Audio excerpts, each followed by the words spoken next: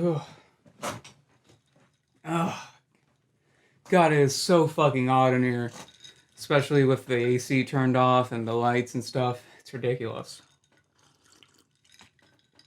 Oh, why did anyone ever build anything on Florida? Holy shit.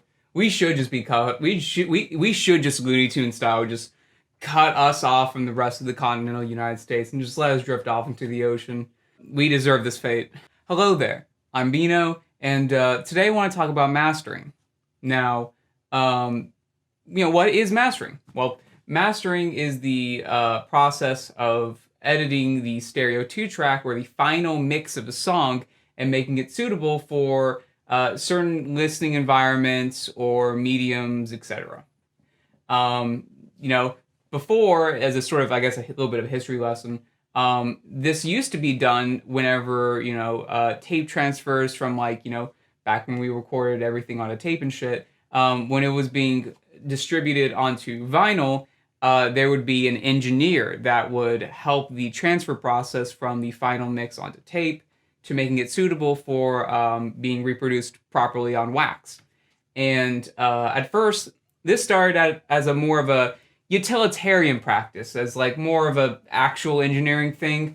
But slowly over time, the choices that the mastering engineers would make when editing all the songs and stuff turned into more of a creative process. And since then, it's become the industry that we've begrudgingly accepted since.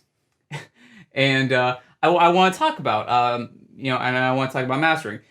This is not something that I ever thought I would get really into or get really good at, honestly. Just because I mostly focus on like recording and like doing mixing and stuff like that. But over the years and working with certain people, sometimes it's just more convenient to work with a stereo 2 track of a song versus, getting a bounce and, sending me all the different stems of a mix and stuff like that. So as a result, I've kind of gotten pretty good at mastering. So I want to talk about my chain and what I do and how I approach a song when mastering. And today we're going to be looking at a track by my dear friend Noah, who goes under the name Dandelion Ranger. I've worked with him for quite a few years now, and that's mostly where I've picked up a lot of my experience with mastering. And we're going to be looking at one of my favorite tracks by him, Mothra. Yeah, okay, cool. Oh, God, it has been a pain. It is a nightmare to try to record shit and go through stuff on the computer. So hopefully I'll be making some sort of transition to make this camera some kind of thumbnail on the bottom, or I'm going to swap to the desktop screen. I have no fucking idea. Okay, we're in the digital world. Woo! We're digital boys now. Look at this. Look at this. This is Ableton. This is the DAW I use because Pro Tools, I don't agree with their business model and they suck, so I'm going to ignore it for as long as possible. Here we go, baby. Ableton. Now, what am I looking at right now? So on this channel right here, I have the just normal WAV file that Noah sent me. This is such, just looking at the WAV file takes me back. This is such an innocent era of Noah's music where he wouldn't purposely send me clipped audio files, where they'd actually be at like a reasonable volume. Because, I guess FYI, if you want to make your mastering engineer very happy, for the love of God, please send your WAV files that have like at least a couple of dB of headroom, and don't put on like brick limiters and shit like that at the end of your final mix, because it makes this so much harder. It makes the whole mastering process so much harder. So what's going on right now? Okay, so this channel right here, it's going out to 11 and 12 in my patch bay. From the patch bay, I have it routed into a couple pieces of analog gear that I like. It's going into my Manly Varimu right there, and it's going into the Mag EQ, the EQ4M. And then from there, it goes into my computer through a Lavery Blue A to D converter. And I'll explain that process as I go through it. But first things first, I just want to play a small little clip of this. Because again, that's the most important thing for mastering, is to actually just listen to the fucking track, You don't want to be in a spot where you have like a certain set chain that you just use for everything, without even listening to the material if it needs it or not, So let's just take a small snippet of it. I'm just gonna play like a good like minute of it or so, just to get you a kind of feel for the track.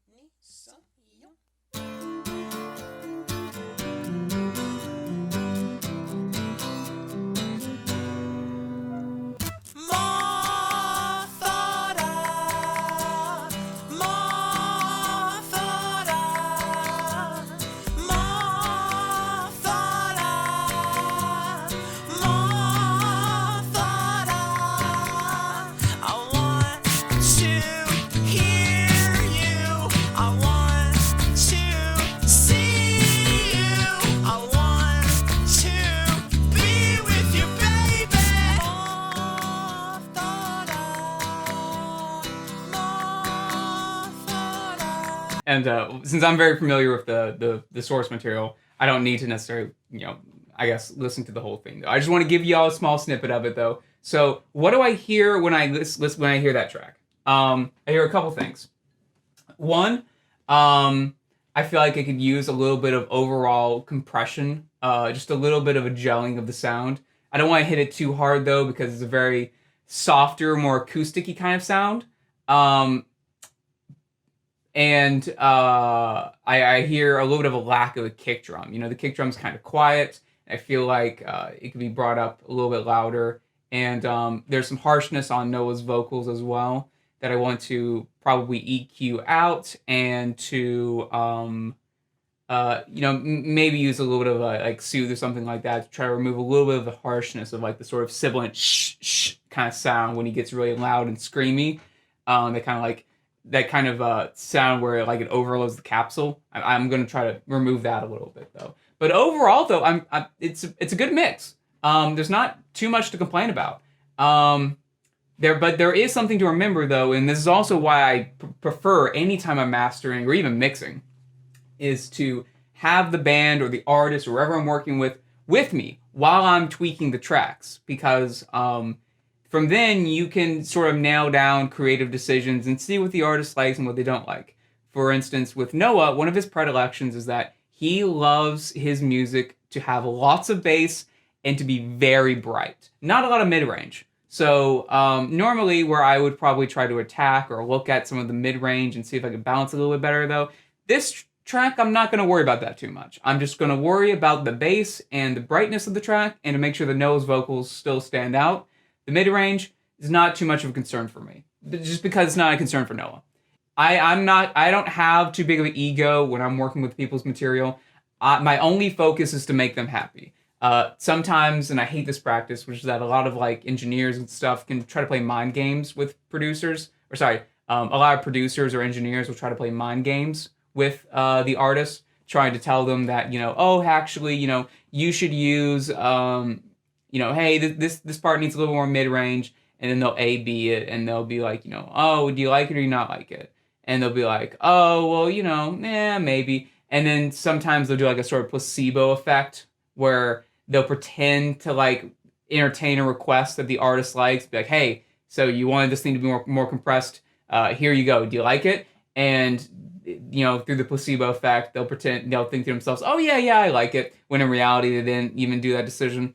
I despise any kind of like mind game bullshit like that happens in the studio. To me, the artist always comes first. That's the only thing I care about for, whatever makes them happy, I'm fine with. Because every single other part of the music industry only serves to chip away at the agency of the artist, taking away any creative or taking away any like creative or individual decisions that they would want to make, and homogenizing them to make them into whatever creates the company more profit.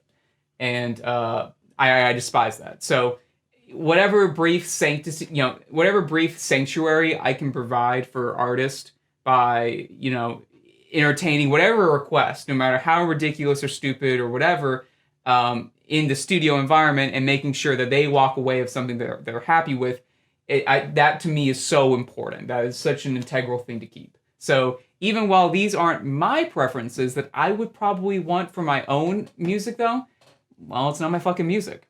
It's theirs. So, as a result, if Noah wants more bass and more treble, then he's going to get more bass and more treble, you know? There's no ifs, ands, or buts around that. I actually think a funny, I guess my sort of conspiracy theory to why he likes that so much. Noah's ideal music listening like situation is like the car environment, you know? Like listening to his music being blasted from like shitty car speakers is like integral to his stuff. And since shitty car speakers are very mid-range heavy, they don't have a lot of low end or high end, I think this is sort of his way of sort of kind of compensating for that by making you know, the exaggerating the bass and the treble so that way even in like very compromised listening situations you could still hear everything. And you know, either way it makes him happy, so that's all that really matters. What I'm going to do is I'm going to kind of just like go through and talk about the chain. So right here, my Manly Verymu, I'm just compressing it just a tiny amount. So with the Manly Verymu, I very rarely change the settings too much on it. I pretty much kind of leave it as is, just a you know, a medium sort of recovery and a slightly slow attack. Not super slow, but you know, a little on the slow side. I'll try to include a little bit of video footage of like the actual Manly Verymu as it's working, so you can see what kind of settings I like on it. But if you're trying to replicate a sort of mix bus compressor, it's not really too complicated. All you need is some kind of compressor that you can set the limit ratio on. So like use something like a 1 to 1.5 or a 1.2 ratio, a very gentle ratio, and just have like a medium recovery on it, and have a slightly slow and have like a slow attack on it. Yeah. Have it like a medium recovery and like a slow attack on it, and that'll pretty much give you this sort of like mix bus compressor sound that I kind of like whenever I'm mastering tracks. It is just kind of important, just because unfortunately though, you still have to like, you know, make sure that you're, you know, and when you're trying to get things competitively loud, compressing it a little bit here and there is still pretty important.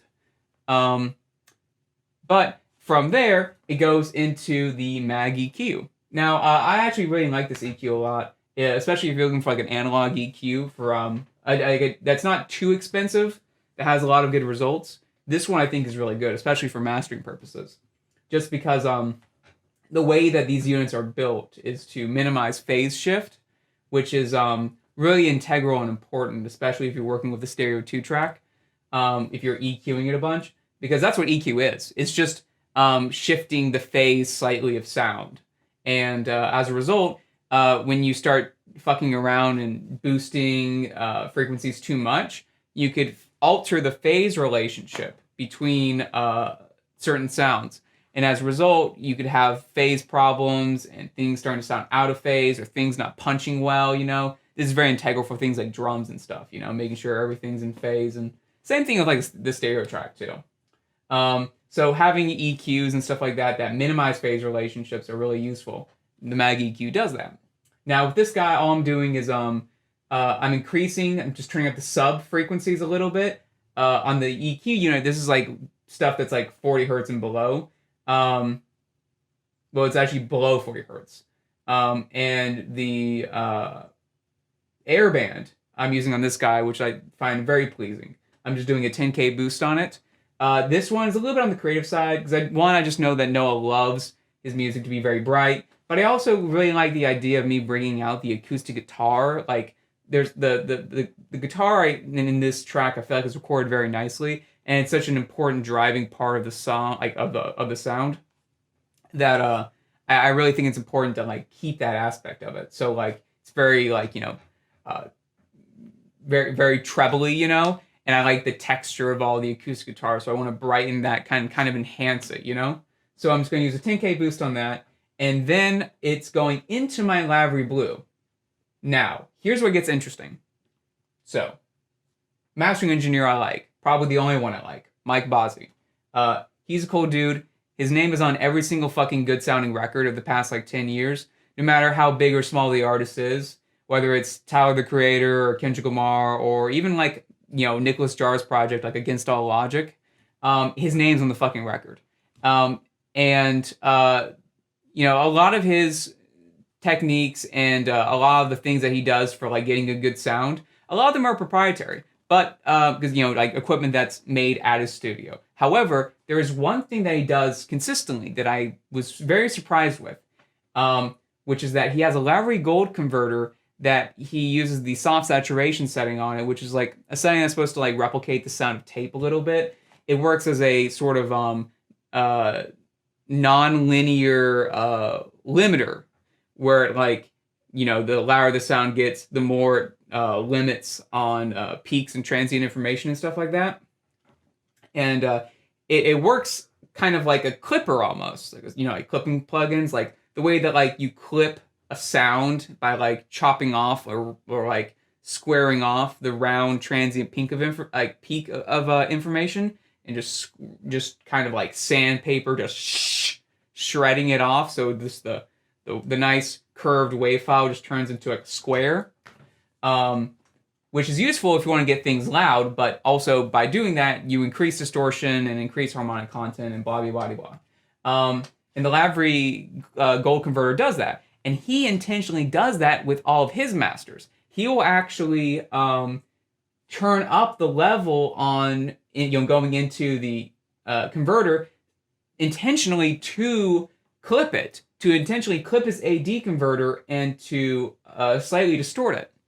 Now, that almost goes like squarely against my principles. Usually in the recording and mixing phase, I try to make things pretty natural and pretty neutral and avoid distortion when necessary.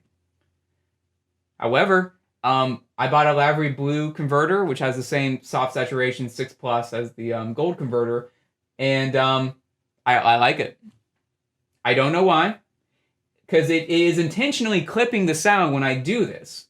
However, the small distortion that is generated by doing this has this sort of like it makes the master sort of sound brighter, and it does it in a really pleasing way that I find really nice. I just don't really have too much logic to why I like it. I just tried it and I liked it, and sometimes you can overthink things in the music world or in the music production world, but if it works, it works. Don't there's no more rationale needed than that. I try something, I like it, it stays.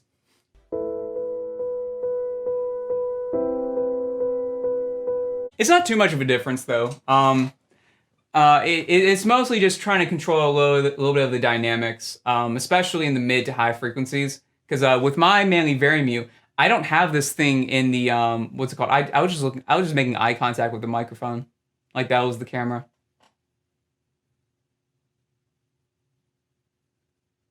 I acknowledge and respect you. Sometimes you have to make sure your colleagues know that they're valued. There's not too much of a difference with the compressor in and out. Because like also something that's really useful is that I'm only compressing the mid to high frequencies with the Manly Varimute. There's a high pass filter built into the unit that you can toggle in and out, at least with my unit, that like doesn't compress any of the low frequencies. And I find that usually, especially with like mix bus stuff and mastering whatever, that can help reduce the amount of distortion or the perceived compression that you're doing onto the sound, because the bulk of the sound in most songs is like in the low to low mid territory. So whenever you start to clip things or push things too loud or overly compress things, the low end is the first thing to suffer. That's where you're going to hear it the most. The low end, like all the low frequencies, will start to distort and crumble and just fall apart. But that's something to be careful about. So with that all being said, that's everything going on in the analog world. And also for the levels that I'm pushing with the Lowry, for some of the levels that I'm pushing into the Lowry Blue converter, I usually try to aim for, because there's a little meter on here that says like negative dB and then gets to like the 0 dB max.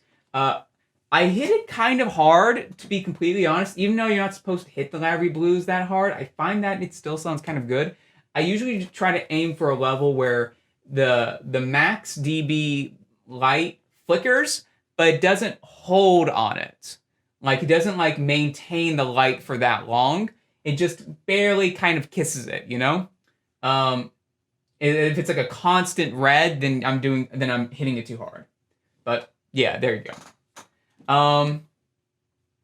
So yeah, that's everything that's going on in the analog world. So let's talk about some of the digital plugins I have going on here. So right here I have, Fab Filter Q, Pro Q, whatever, hey, we all love it. It's great, awesome. So for this, all I did was just go through and find a couple of really harsh frequencies that I didn't like and EQ them out. This is gonna sound kind of weird. So I think especially for mastering purposes, is that sometimes when you're subtracting or getting rid of frequencies, sometimes you can get a little bit too carried away with it. I find that it's gonna sound kind of weird. I feel like whenever you make too deep of a cut, especially in mastering with like a certain frequency, you start to create either like a sort of like, you start to hear the frequencies that aren't there. This is gonna sound again crazy, but like there's like a sort of like filter sound that almost happens whenever you make too deep of a cut with like any EQ plugin, especially like when you're doing it on the stereo 2 track. And you start to like almost like a filter effect, like how like a filter effect for like if you want to replicate like the sound of like a telephone, like you're hearing someone on like a through like phone speaker or something, you just like remove all the low and high frequencies, so you just have all the mid range, and it's like a filter. And I feel like whenever I make too deep of a cut, I almost hear that in the same way. Like I hear the absence of the sound. Like I hear like either maybe it's some kind of like phase relations that are near the cut that are being destroyed, or I just hear this really distracting filter sound that I don't really like too much. So whenever I'm mastering, I usually tend to do very mild cuts for like certain frequencies, Like I'm only doing like 5 dB, 6 dB, nothing too extreme. A good way to figure out like nasty resonances and stuff like that in the sound is to get a really high Q on an EQ and turn up the gain a lot and just simply sweep through the frequencies until you find a certain frequency that jumps out at you, that sounds egregiously bad, Because here's the thing is whenever you make like a 40 dB boost with like a really high Q on any EQ, every frequency is going to sound bad no matter what. So you're not looking for what sounds bad, you're looking for what sounds egregiously bad, like a really nasty resonance or something. So let me just kind of really quickly, I'm just going to play this because you'll hear this frequency whenever when Noah's vocals come in.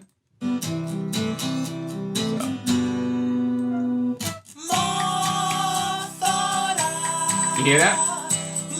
That little like dog whistle kind of sound? It's really nasty. But if I sweep around it, that doesn't sound too bad. That doesn't sound too bad either. That right there sounds terrible. So, simply reduce it. And I found those kind of same frequencies in this area as well, and those areas as well.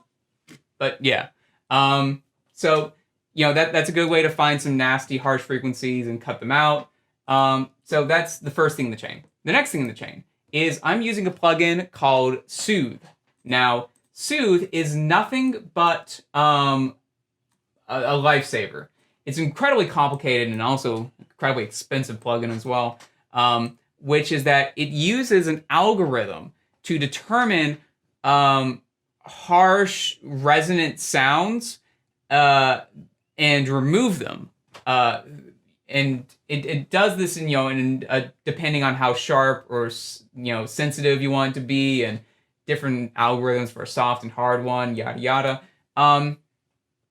Sometimes I'll implement this, sometimes I won't. I find that if I make it too sharp, or I increase the selectivity of it and the depth of it, and using like the hard algorithm, I find that sometimes if you hit this thing too hard, especially when mastering, you can sometimes kind of remove crucial and important elements of it. Because again, this is all an algorithm. It doesn't know what parts of the sound are integral and what parts of it are the bad parts. So, it just, it can't really do stuff like that. However, if you're hitting this kind of broadly and just a little bit, you can do a lot of really cool stuff on here. So on this track, the guitar sounds fine to me. What I'm mostly trying to get is Noah's kind of harsh, nasty, sibilant kind of vocals. So on here, I just have this preset called Ear Friendly Top on Master 2, blah, blah, blah, blah.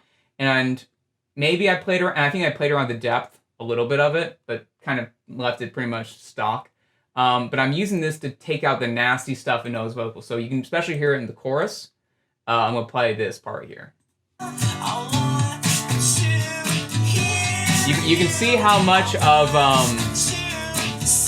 you can see as the plugin jumps around, you can see how much of it is actually being taken out of the, you can see how much as it's like moving around, you can see how much it's actually taking of like the sound. Funny enough, if I actually do this, hit the delta setting, it will play all the frequencies that's actually removing. So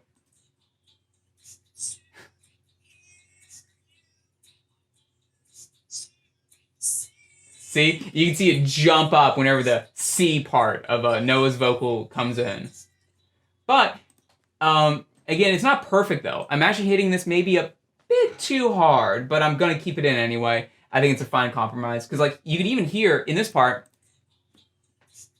you can even the snare drum sound thing is also being reduced a little bit with this plugin, and I don't want that. I actually think that sounds.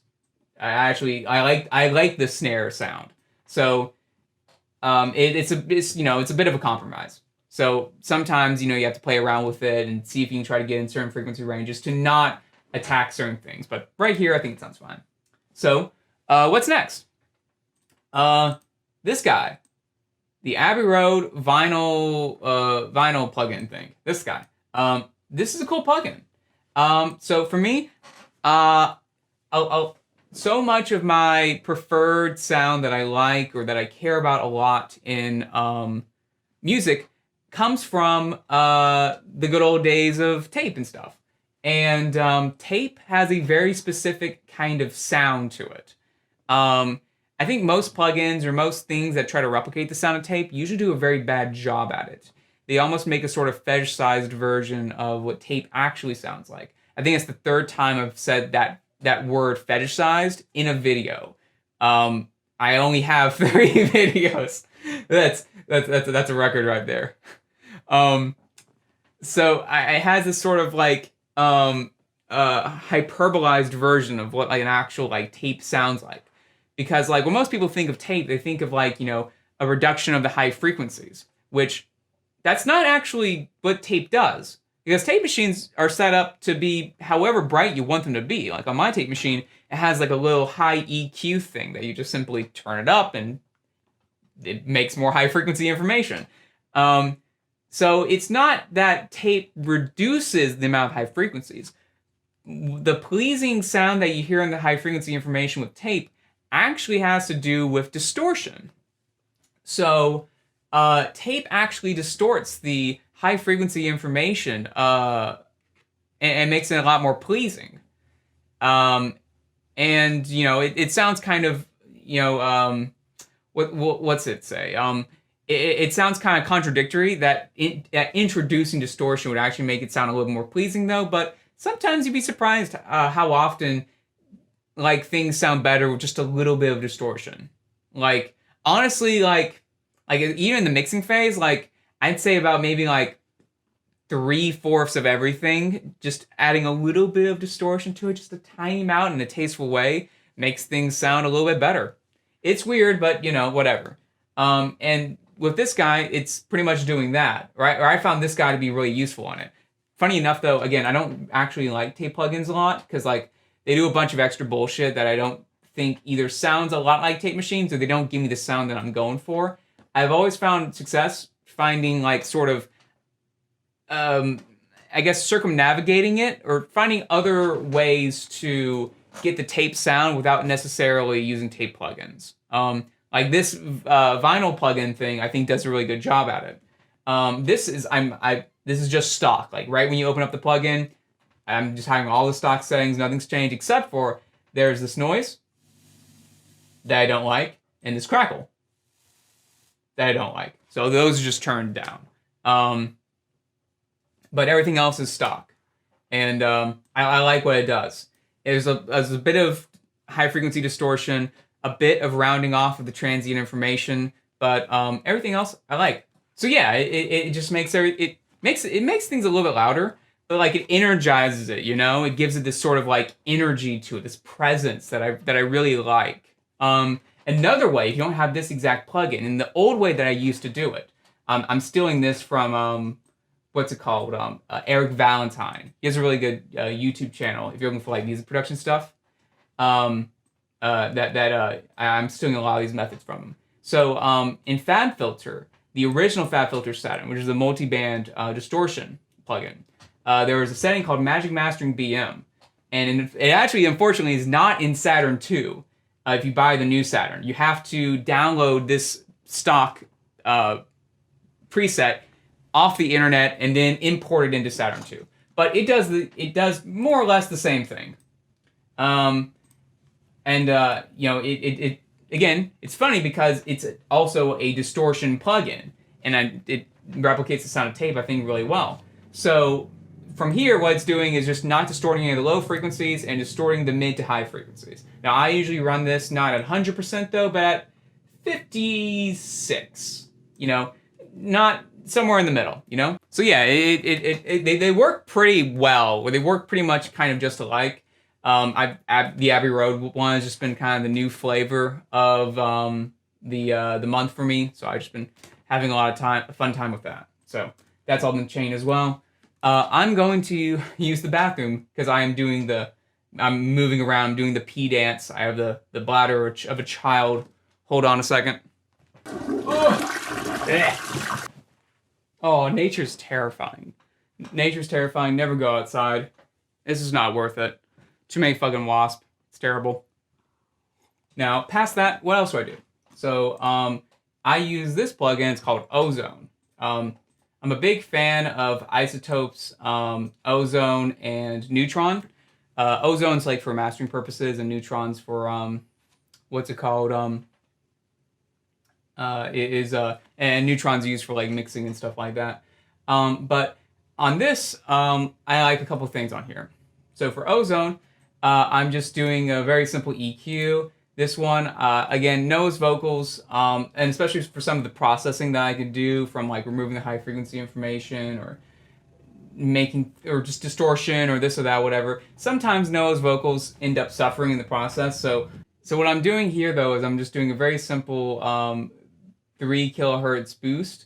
It's a somewhat wide Q at 1.5, and then I'm doing a 50 hertz boost at 1.5 dB as well. This one mostly because again, when I was EQing it, I felt like the kick drum was still a little bit lacking, but that's about it. But one of the more important things that I use,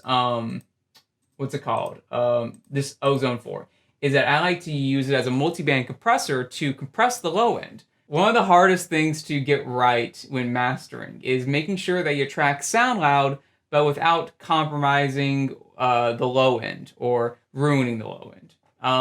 And to do that, you unfortunately, just to get your tracks competitively loud, and since the low frequencies make up most of the bulk of the sound, you have to make sure that, they're properly compressed, that they're compressed to a decent amount so that you can bring up the level of your track to make it louder. Now with this track though, this one's kind of interesting because there just isn't too much stuff going on the low end. There's a bass guitar, but that's about it though. There's not too much different. Or there's not too much to really like pay attention to. The kick drum is there, but the kick drum's not like a super important integral element of it. I'm mostly just worried about the kick drum. So with this though, I'm just compressing it by a little bit on this multi-band compressor, and I'm turning up the band on the low frequencies. The high frequency, this one right here is doing all the mids to highs. This one's, I think, not really compressing it too much though. This one though is compressing it a decent amount. And what I'm doing is I'm just compressing it a little bit and then turning up the output of that band on the multi-band compressor to where I think the low end should sit. Now, I do think in this track, well, I don't know. I feel like it falls in contemporary standards of like how loud the low end or bass should be of a track. But Noah just also particularly likes a really loud bass. So I don't, since Noah likes a lot of bass on his tracks, though, I'm making sure that there's a prominent amount of bass on the tracks. So there you go. Also, the preset that I really like on this plugin for the dynamics module is a preset called Enhance Low End, and I use that quite often for making sure that the low end sounds really good and stuff. So yada yada. Moving on from there, what do I use next? I use this plugin, Oxford Inflator. Now, there's so many fucking planes. Why? Why planes? Why? Why? Why? Why? Why though?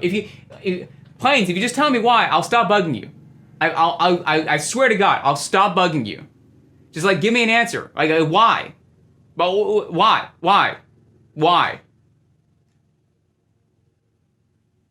Cowards.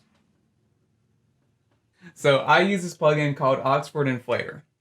Now this plugin normally, in most normal uses of this plugin, it's supposed to inflate the sound. It's supposed to increase the dynamics of a track so that, the quieter parts are quieter and the louder parts are louder. However, I'm not using this plugin in its intended method. I'm using it to actually compress the sound a little bit, to actually bring up the quieter parts of the track. So in this one, I have the curve set at a negative value instead of a positive one. And just have, I'm not pushing the effect too hard, like, 8.5, 8.5, yada, yada. I have it in band split mode. This changes the ways, the areas that the algorithm affects, or that this plugin affects on certain frequency spectrums. So if you have it turned off, it will affect the whole track as like a cohesive thing. And if you hit in band split mode, it will affect the low frequencies, the mid frequencies, and the high frequencies separately.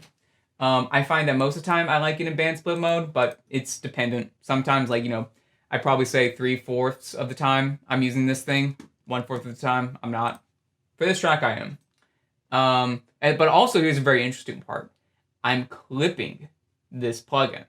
I'm turned on the clip part of this plugin, and as a result, is actually chopping off the top of the sound. Funny enough, though, I like it. Again, the same thing. Actually, this is probably, if you're looking for a way to replicate the sound of the Lavery Blue converter for it clipping the sound, I actually think this thing does it really well, because most clipper plugins that I've tried before sound fucking terrible and are garbaggio. This clip thing on here kind of sounds like that, in that I feel like it increases the high frequency information in a really pleasing way. It doesn't sound like a normal clipping plugin, really. Yeah, I just kind of like what's going on here. Again, this is also a really useful plugin if you're trying to increase the average loudness of a track by bringing up, with this curve thing, if you increase the curve of it, you'll bring up more of that background information, and it's dependent on how hard you turn down the curve meter. And you can use the effect to blend it into has what you feel is tasteful. But that's a good way to increase the average loudness of a track. If you're focused on that for mastering purposes, which is an important thing, and I'll get to that when we get to near the end of the video.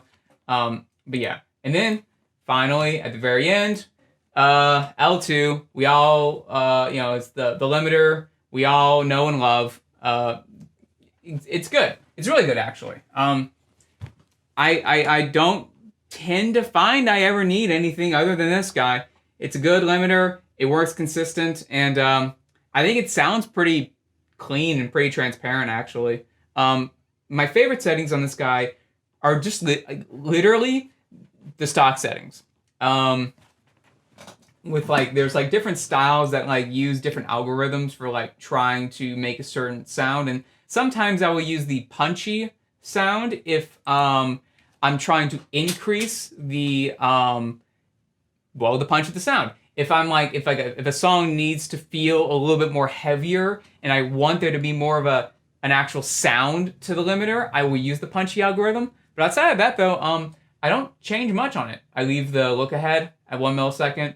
The attack and release times I only fuck around with if I'm just having trouble getting either the loudness that I want from it, or if it's just tricky material and I feel like I need to, maybe make it louder, or sound more aggressive, or maybe there's just so much dynamics that are just the track's so dynamic. I'm really having to really be very careful and nail down the attack and release times.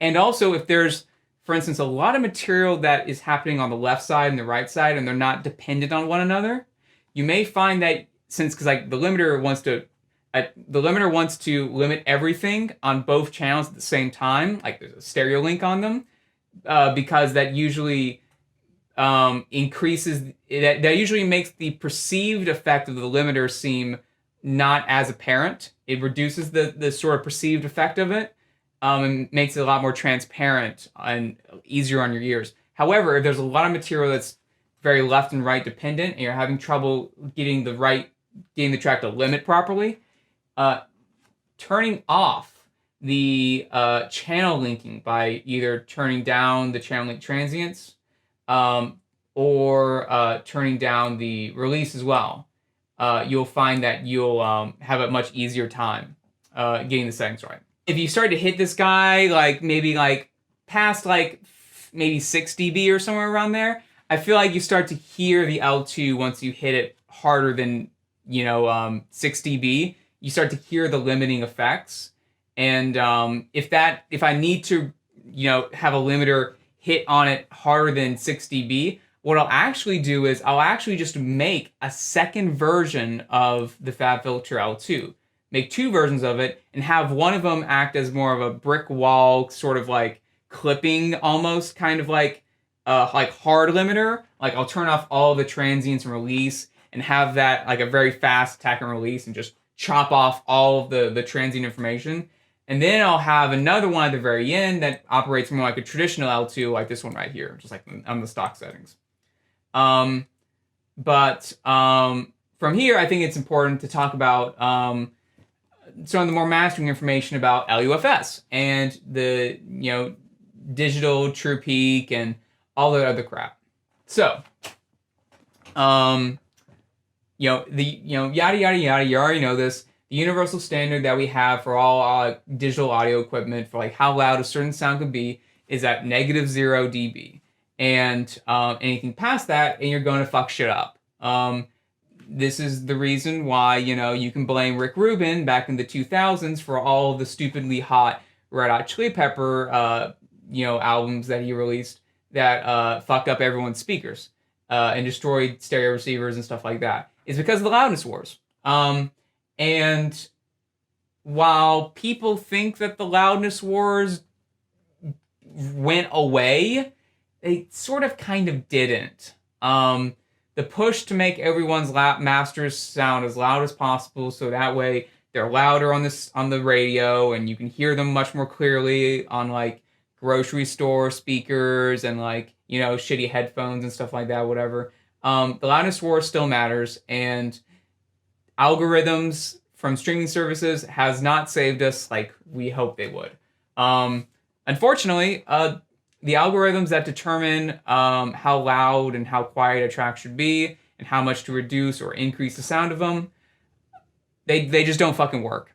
There's just no way around it. There's no way to gloss it over. They just simply don't work, or they don't function as intended.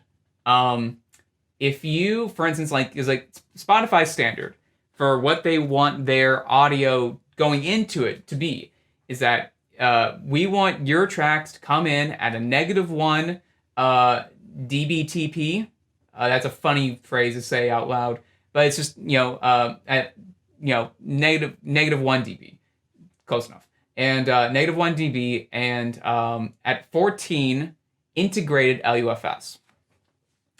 Now LUFS is like the sort of like reading that we have for like average loudness of a track, and integrated LUFS is the aggregate of the whole track, and it measures all of the quiet and loud parts of it to come up with a score to like determine it.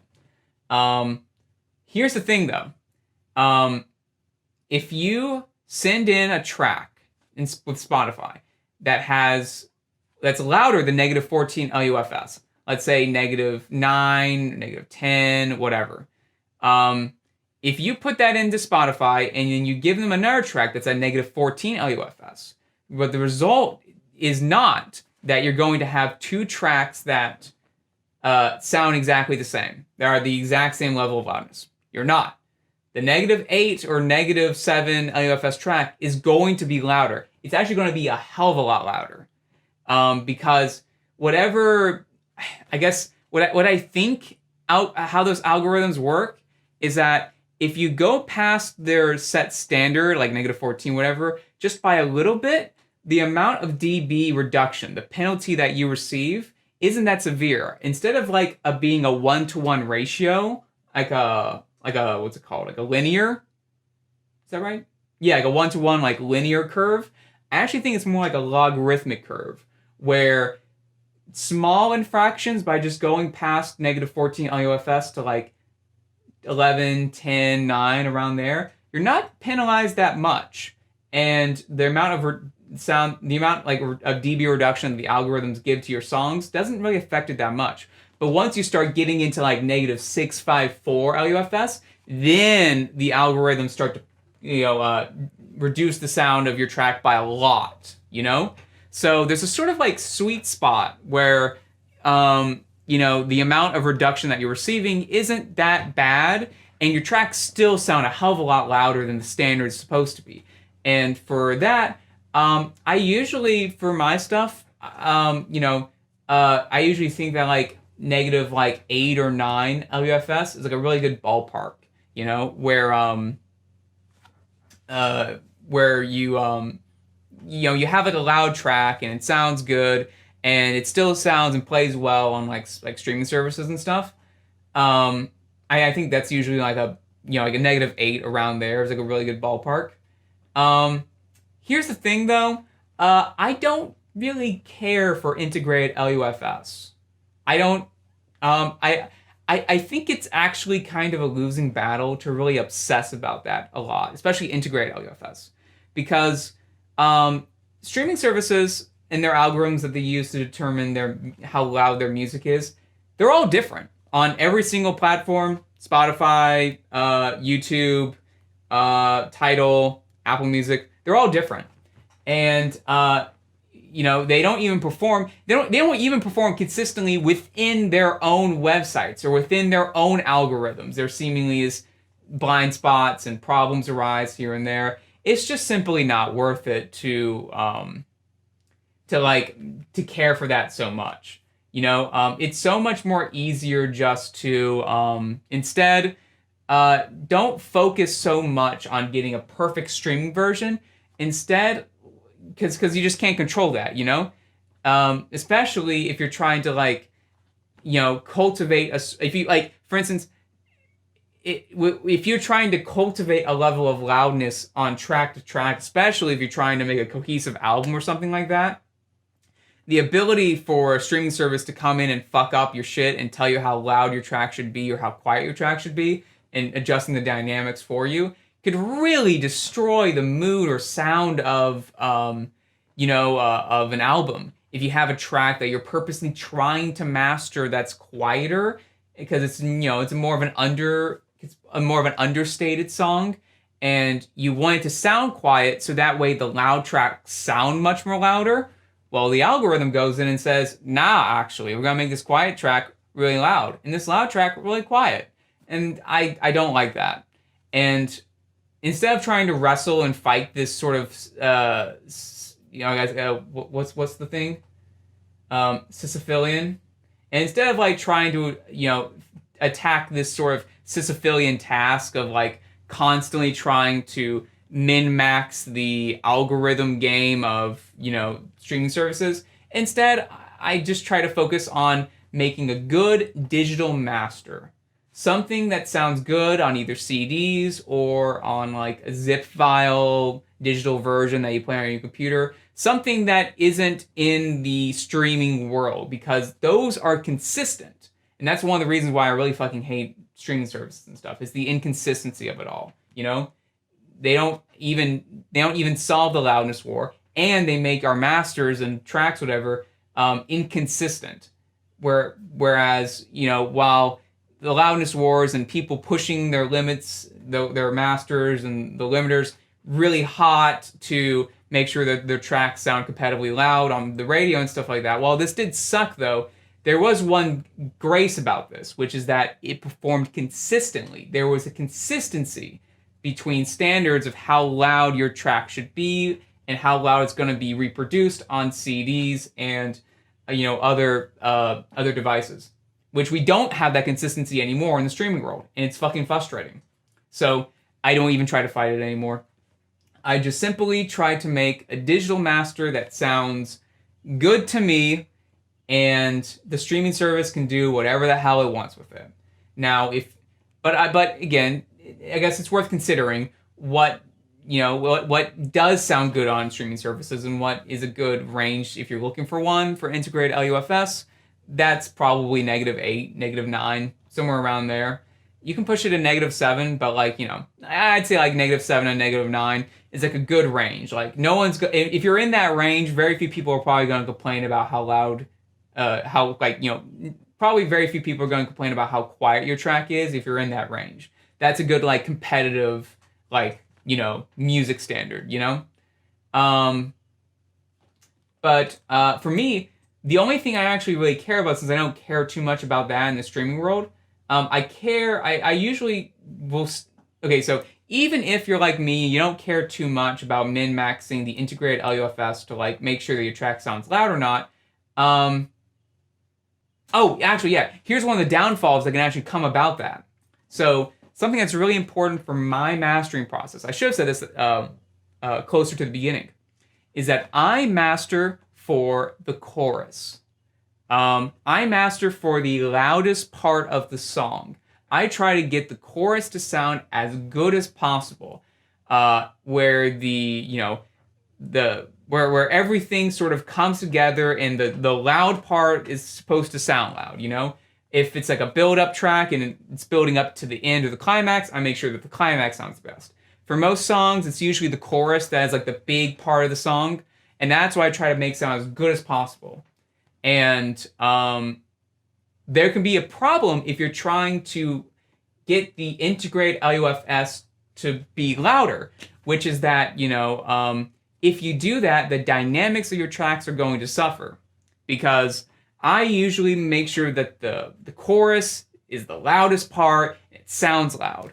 But if you keep turning up a limiter and raising up the overall volume of a track while the chorus is already being slammed and it's super hard to like try to raise the integrated LUFS, is what happens is that you end up compromising the verses. The verses, you're going to bring up the level of the verses, but as a result, the chorus is going to be super squashed, and it's not going to feel anything. And, if every part of the track is loud, then no part of the track is loud. There's just no difference between the verse and the chorus. So, so as a result, that's also one of the reasons why I don't focus on integrated LUFS, because the integrated sound I just don't care for. What I usually do instead is I care a lot about short-term LUFS. This is also a really good way if you're especially working on a whole album or a project to make sure there's a consistent sound between all of the tracks. is that if you master for the chorus and you make sure that every chorus gets at about an average loudness of like, let's say sometimes I'll aim for something like the max level loudness of short-term LUFS is something like -6 or -7, I'll usually aim for that around there. So that way, at every single point of the album when it's supposed to be big and loud, it's about the same volume, And if everything else sounds pretty good and the loud parts are at the same level of loudness, then you're going to get a nice cohesive sound between all of the tracks in an album. And the dynamics are also preserved. And also, here's something really interesting that I do for the chorus, is that when I'm making EQ decisions, it's going to sound, again, fucking insane, but I will actually, when I EQ the chorus, I will leave decisions like all the compressing and EQ decisions that I make for the chorus, I will leave on for the entire track. And even if it's not ideal for those settings to be on during the verse, I will still leave them on.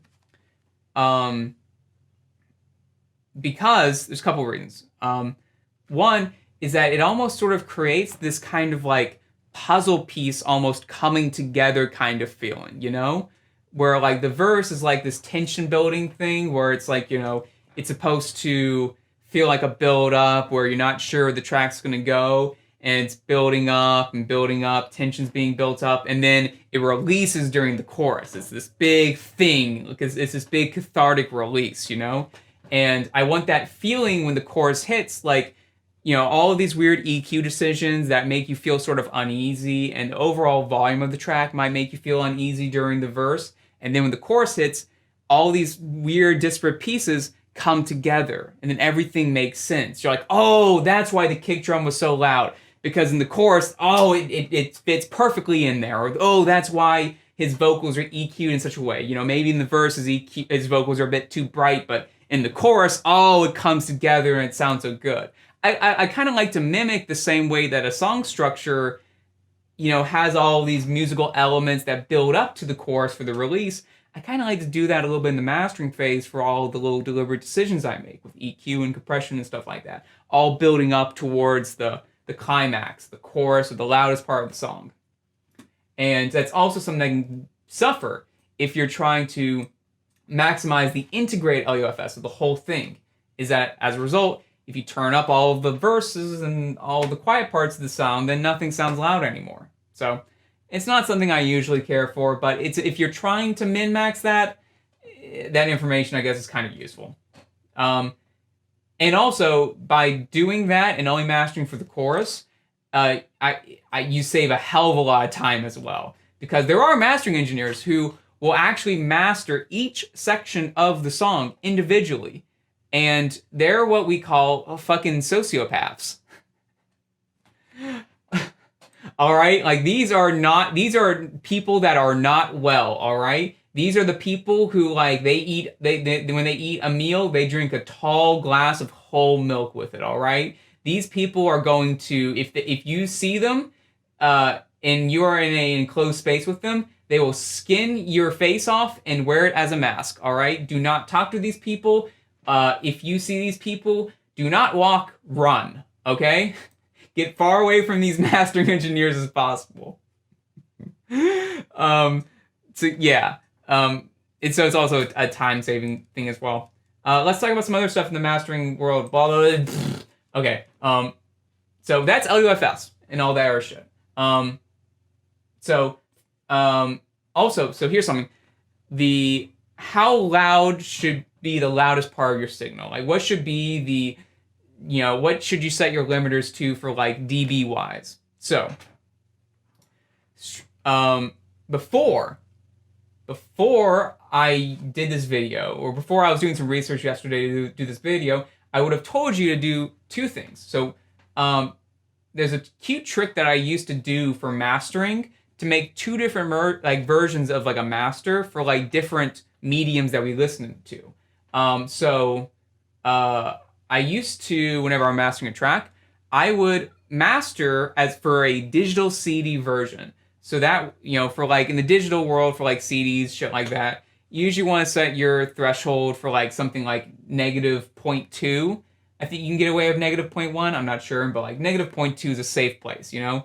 If you have a negative 0.2 as your limiter, you're not going to fuck up anyone's CDs, car systems, or computers, whatever. You're going to be safe.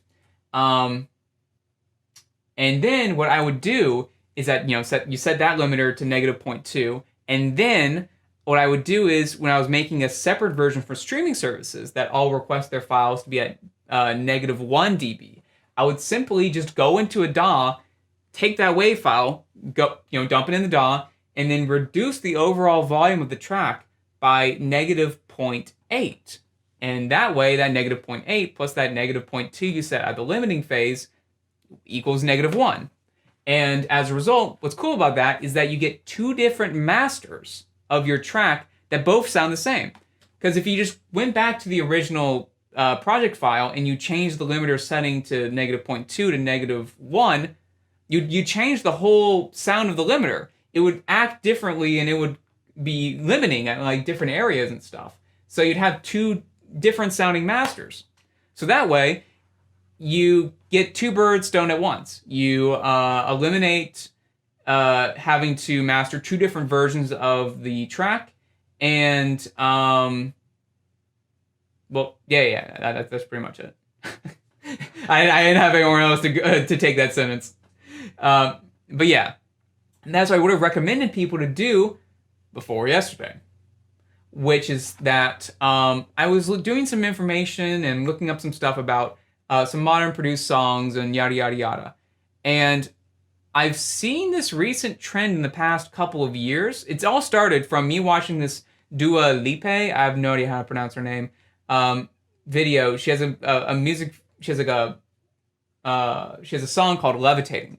And it's a really cool music video where it's all like Sailor Moon inspired, and that's what really drew me in the first place.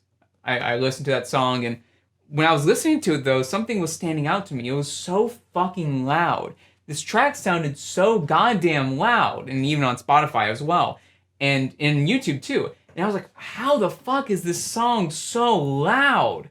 And it made me really curious, and I was diving into a lot of things that people are doing nowadays for like modern pop artists, for like top 100 shit, where they're releasing stuff on the internet, and what settings they're using, and this and that and stuff. And I've seen this trend where it seems like, it seems that people are not making separate streaming versions of their tracks anymore. It's like they're using the CD version that mastering engineers would give to people, like the negative, where they set the limiter at like negative 0.2 dB. They seem to just be using this for streaming services as well, and there don't seem to be that big of a deal. So there's a problem. What happens is that the reason why the streaming services tell you to use negative 1 dB is that because of certain algorithms and codecs and stuff like that, when reinterpreting this data, if your music goes past negative 1 because there's their computer bullshit stuff, it can actually cause the WAV file to actually go past the 0 dB threshold and cause, distortion and clipping and all that other crap. And it can cause a lot of issues. However, seemingly so many of the top 100 tracks or the big tracks that have been coming out in the past couple years have just been doing this. Have just been releasing material that goes past the negative 0 dB threshold, at least in the interpretation. Probably not in the mastering phase. What I suspect is that their masters are probably being mastered for negative 0.1, negative 0.2, and then they just toss that shit into web services and stuff like that, and that increases the sound past the 0 dB threshold. But they're doing this, and the songs don't sound bad. They sound actually good. Like, I don't notice any measurable difference by that, So if you really want to preserve your music and make sure it sounds the most so special and delicate and this and that, you can make two different versions for CDs and for streaming services. However, going into the future, I'm just going to be making just a CD version and just uploading that to Spotify. Because until they care or until negative results come from that stuff, I won't stop it. I won't stop that behavior. So as a result, I set my limiter to negative 0.2. So again, that's just something to take into consideration. So that being said, that's kind of my whole shit.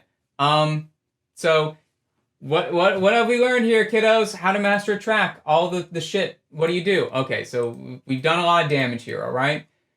Compressed it a little bit, EQ'd it a lot, removed the high frequencies, use a tape plug-in thingy to distort it a little bit, compressed the low end, turned up the low end as well a little bit. And here's something that's really useful that you can check at the very end. Actually, I know two things I want to talk about. One is that if you have ozone, you get this guy right here. It's called total balance control. And this can be really useful if you're having trouble figuring out why a problem exists in your song. If it sounds maybe kind of weird or something sounds kind of funny, you can play a little bit of this and it'll analyze the frequency content of the track. And it also can show you how compressed the low end is. I don't find this thing to be too accurate though, but sometimes you may just look at it and get a good idea. So this little thingy, this little circle, if it's in the middle right here in the crest factor, that's a good thing. And if it's over here to the right, it's too compressed. Over here to the left, it's not compressed enough. And it's a nice little indicator and sometimes help you with certain audio issues.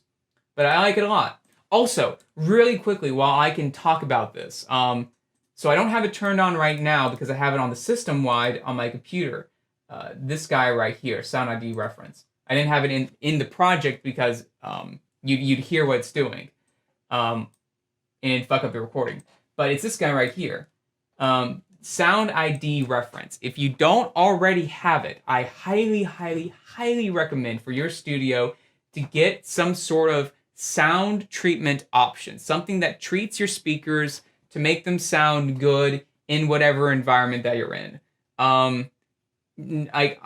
Even if you're super good and you have all these nice acoustic panels built up and you've reduced the amount of reflections in your room, nearly everyone can benefit from having some software that treats your speakers. It's been a lifesaver for me for trying to make sure my speakers sound as neutral and as good as possible for my setup. And I highly, highly, highly recommend you to get the software. And I usually will just use the plugin version of it if I'm working in Ableton. But just to make sure that it doesn't fuck up the recording because it changes the sound of the left and right channels, I just have it on my computer right now. But yeah, also recommend that as well because speakers are like the second, like in regards to like a studio and like, how important things are for like the control room and studio stuff and like that. Acoustic treatment is number one, obviously. But number two, though, is speakers. Speakers are so important. Making sure that you have good sounding speakers are integral to mixing and mastering properly. If your speakers like are maybe consumer speakers and they have an exaggerated bass response, it's going to be very hard to get a proper feeling for how loud the bass should be. Because like with my speakers, I know that in my room, like once the bass starts to sound like somewhat filling in the sound, like once I can start to like barely hear the bass on my Focal Twin speakers, I know that it's going to be super fucking loud in car speakers because, car speakers have, or I know it's going to be like super loud in like other environments, because these are pretty neutral in the low frequencies. Whereas other places and on other speakers, the bass could be a lot louder. So, but that goes for other parts of the frequency, like the frequency spectrum, like mid frequencies, high frequencies, and stuff like that. Certain speakers accentuate certain elements of the sound, and making sure that you have really nice, good, neutral speakers and having some software to help make them sound even better is so integral to mixing and mastering. I cannot overstate that. But that is it.